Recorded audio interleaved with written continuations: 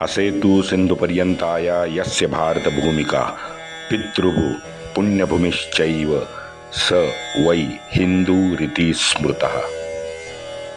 भारत भू का सच्चा छिपाया गया इतिहास आपके समक्ष रखने का हमारा प्रामाणिक प्रयास है। हमारे इन कोशिशों को लाइक सब्सक्राइब करके आप हमें सहयोग करने की कृपा करें। बेल बटन जरूर दबाएं। आज तक हमने इतिहास में ईसा पूर्व 326 से 1857 का कुछ अनदेखा अनसुना जो इतिहास है वो उजागर करने की कोशिश की है। इससे आगे निजाम, मराठा और राजपूतों का इतिहास शेष है। कृपया सहयोग करें, वरना YouTube से ये हमारा इतिहास भी ओझल होने की आशंका है। वंदे मातरम। जय श्री राम। योगेश अनंत काले सभी सुनने वालों को प्यार भरा नमस्कार। मित्रों, सबसे हाथ जोड़ के प्रार्थना है कि ये जो हमारा सत्य इतिहास समाज तक पहुंचाने का कार्यक्रम है, इसका आप पुरजोर तरीके से इसका स्वागत करें और इसको फैलाएं, क्योंकि हम जो इतिहास मैं जो लेके आया हूँ, तकरीबन 17 पुस्तकें छान के मैं ये इतिहास आपके सामने लेके आया हूँ। तो ये इतिहास हमारे सभी सनातनी हिंदुओं तक मुझे पहुँचाना है और ये मेरा लक्ष्य है। इसमें आप मेरा सहयोग जरूर करें।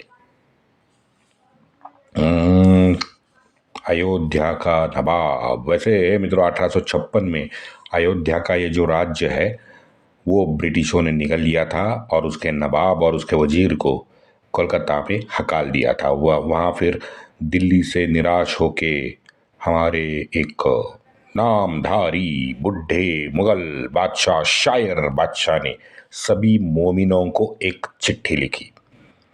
अब मित्रों ध्यान से सुनो, वो चिट्ठी वो भारत माता के लिए बिल्कुल नहीं है। सुनो उसमें चिट्ठी में क्या लिखा था। बहादुर शाह ने सभी मोमिनों को और मोमिन संस्थानिकों को, अशराफियों को एक चिट्ठी लिखी थी। उसमें लिखा था, मैं निराश हूं और अब शिया बनने जा रहा हूं।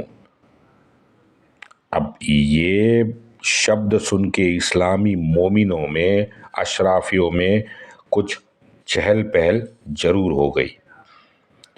इसमें आगे लिखा था कि मैंने ईरान के शाह को भी चिट्ठी भेजी है, क्योंकि उस समय जैसे मैंने उल्लेख उसका किया था कि ब्रिटिशों का ईरान के साथ युद्ध छिड़ा था और दुर्भाग्य से उसमें भाग लेने के लिए ब्रिटिश प्रेसिडेंट आर्मी वहाँ पे थी और ब्रिटिश प्रेसिडेंट में हमारी ही बंगाली आर्मी उसमें ईरान के विरुद्ध वो युद्ध में भाग ले रही थी। 1856 में ईरान के शाह ने मदद करने का बहादुर शाह को आश्वासन भी दिया था। अब जैसे उसका आश्वासन दिल्ली पहुंचा, यहाँ दिल्ली के अशराफ रास्ते में ही उछल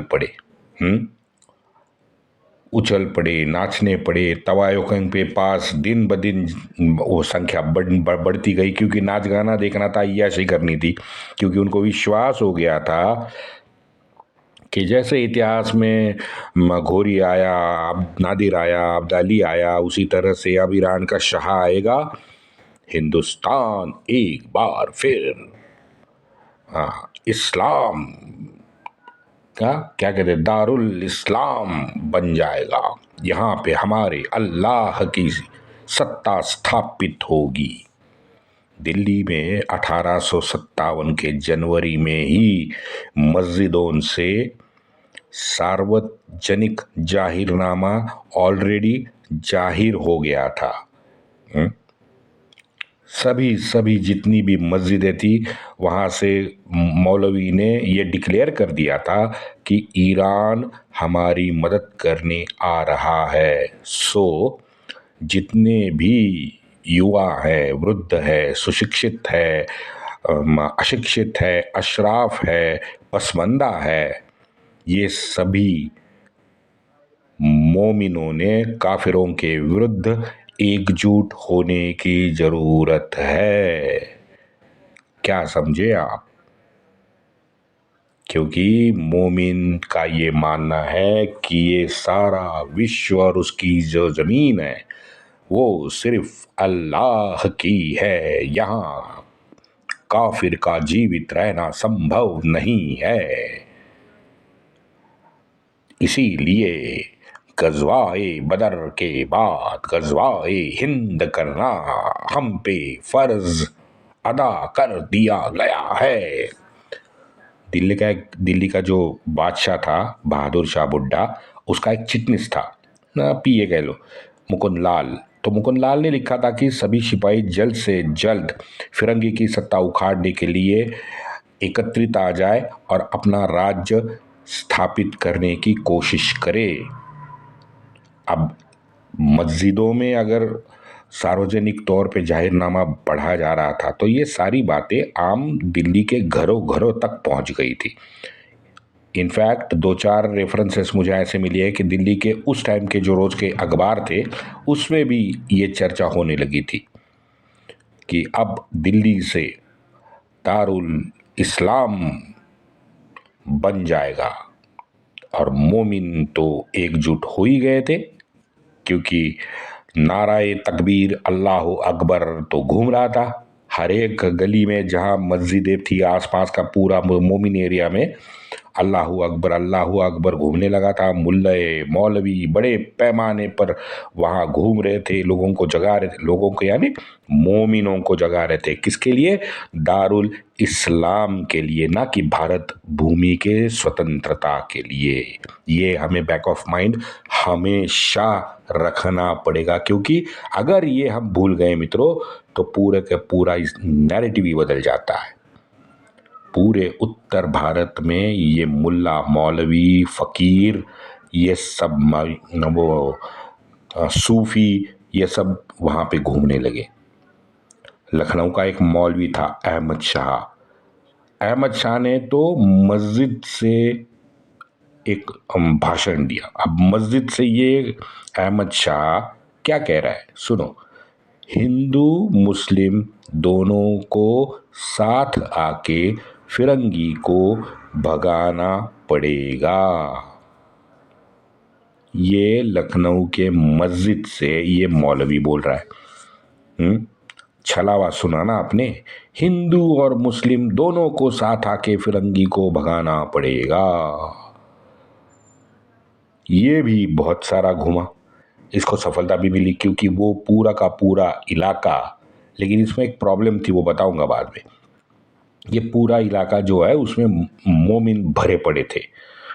तो फिर अहमद शाह को ब्रिटिशों ने उठा लिया और जेल में कैद करके डाल दिया। सीधी बात है, उस पर देशद्रोह का आरोप लगाया और फांसी पे लटका दिया।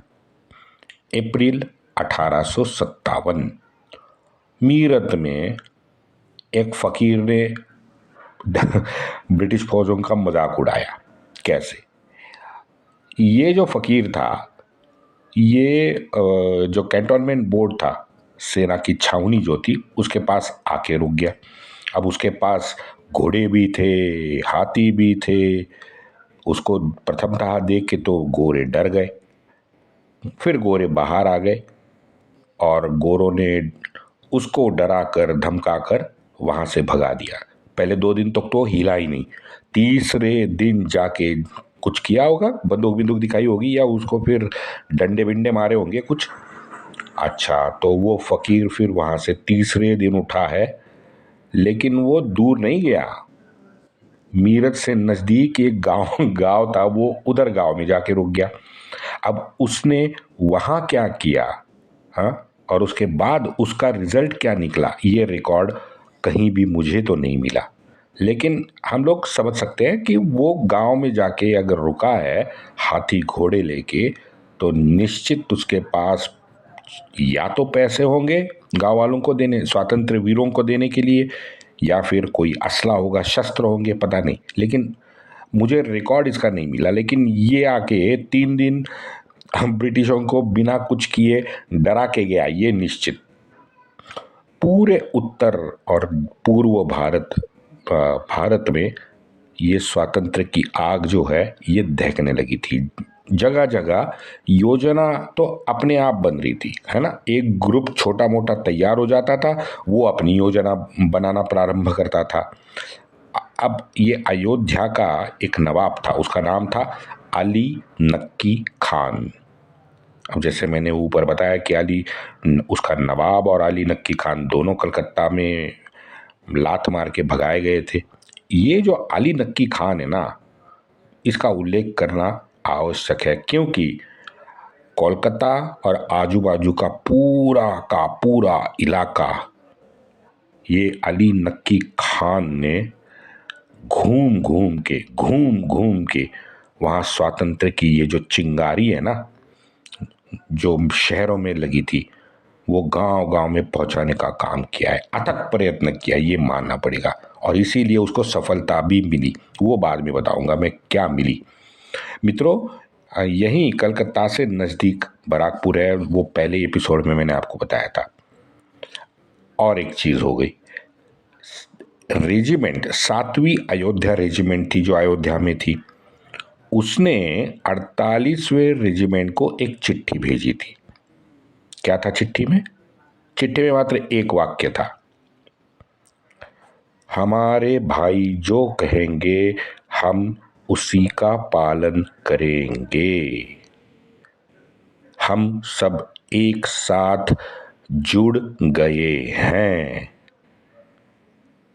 कारतूस का मामला है, बस एक वाक्य में पत्र। अब दुर्भाग्य ये है कि ये पत्र पकड़ लिया गया अंग्रेजों द्वारा। हालांकि ऐसी कई चिट्ठियां सियालकोट से जो निकली थी, वो कई चिट्ठियां अंग्रेजों ने बीच रास्ते पकड़ी, लेकिन कुछ चिट्ठियां सियालकोट से, यानी आज के पाकिस्तान से, सियालकोट से कोलकाता और मद्रास, चेन्नई तक भी भेजी गई थी, और वो उनको मिली भी बराकी में। एक बराकपुर से सियालकोट गई चिट्ठी है। अब वो जब पकड़ी और अंग्रेजों ने पढ़ा तो उसमें लिखा था, गनीमों को भगाने का वक्त आ गया है। दास बाबा ने दिया हुआ रक्त कमल और वो रोटी का प्रसाद। भाई ये दोनों बंगाल में पलटनों के बराक में पहुंच गया था, क्योंकि तब तक कोलकाता जो था ये सबसे प्रमुख केंद्र था अंग्रेजों का, ईस्ट इंडिया कंपनी का हम कहेंगे, क्योंकि अब तक रानी के हाथ में सत्ता आई नहीं थी। अच्छा, मजे की बात देखो, वो जो पलटन के बराके थी, वो बराकी तक जिस अधिकारी ने सैनिकों को ये प्रसाद दिया था ना, तो कुछ समय बाद उस अधिकारी के पास वो रक्त कमल फिर लौट आया। मतलब क्या था? मतलब सीधा था कि संदेश हर एक सैनिक तक पहुंच गया है। क्या संदेश था? सब लाल होगा, सब लाल होगा।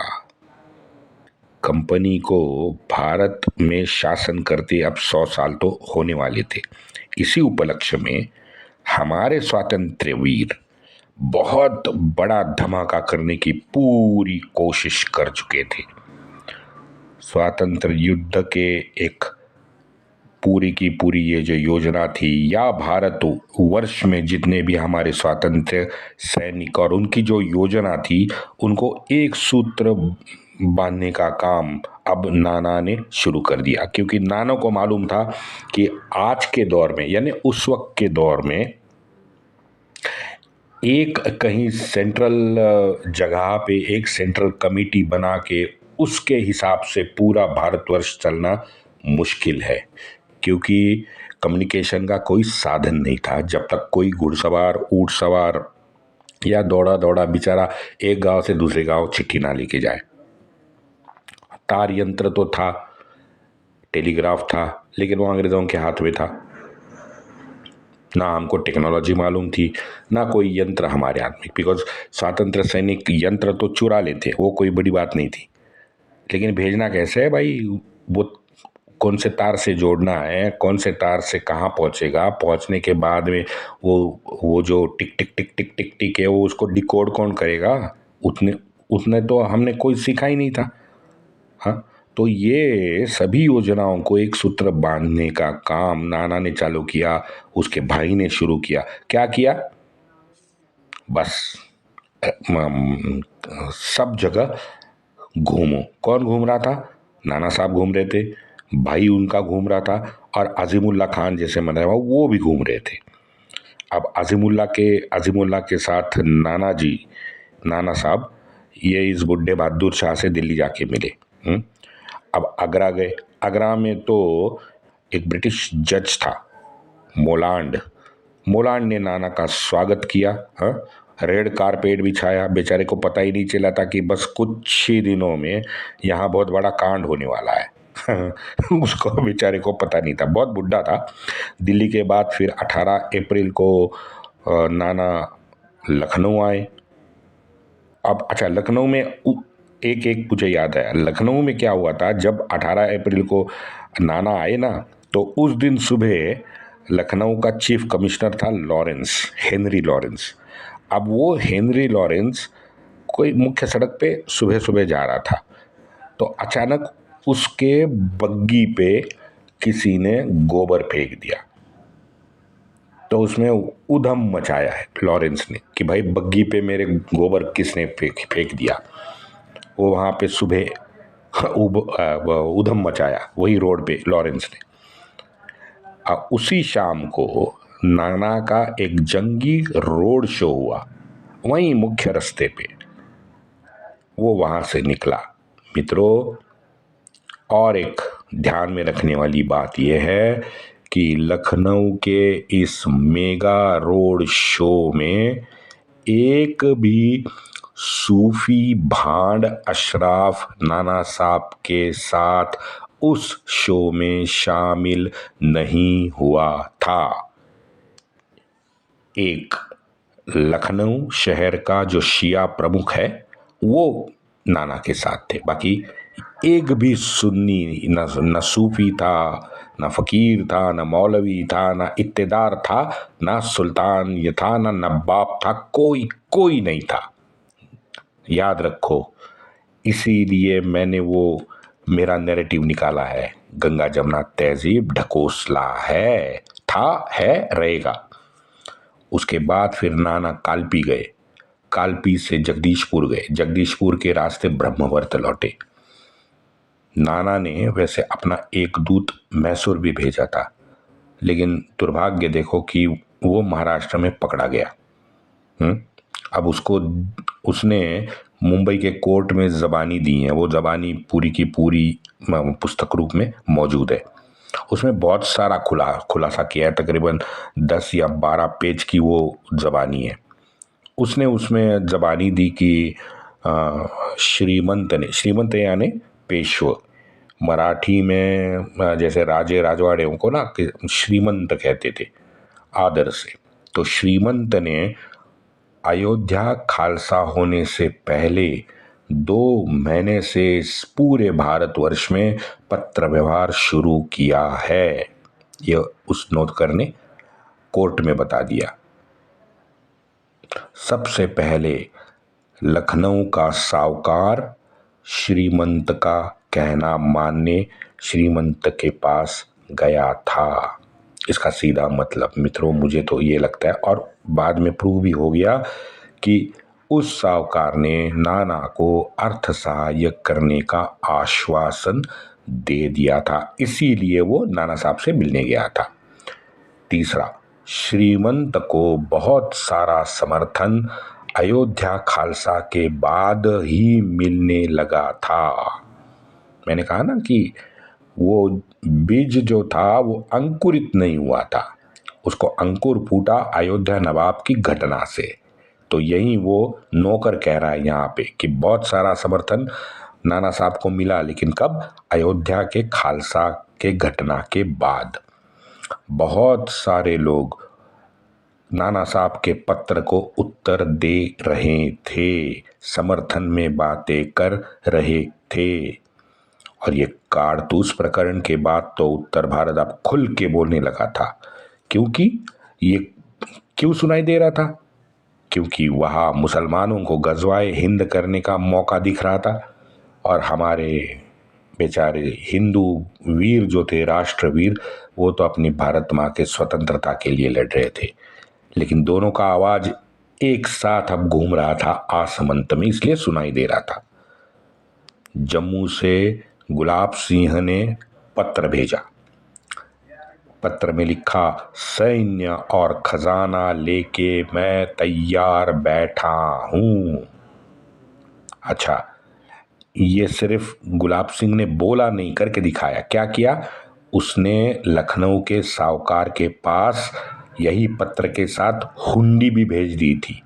अब जिन्हें हुंडी पता है पैसे के लेन देन में, उनको पता चलेगा कि हुंडी भेजने का मतलब क्या होता है।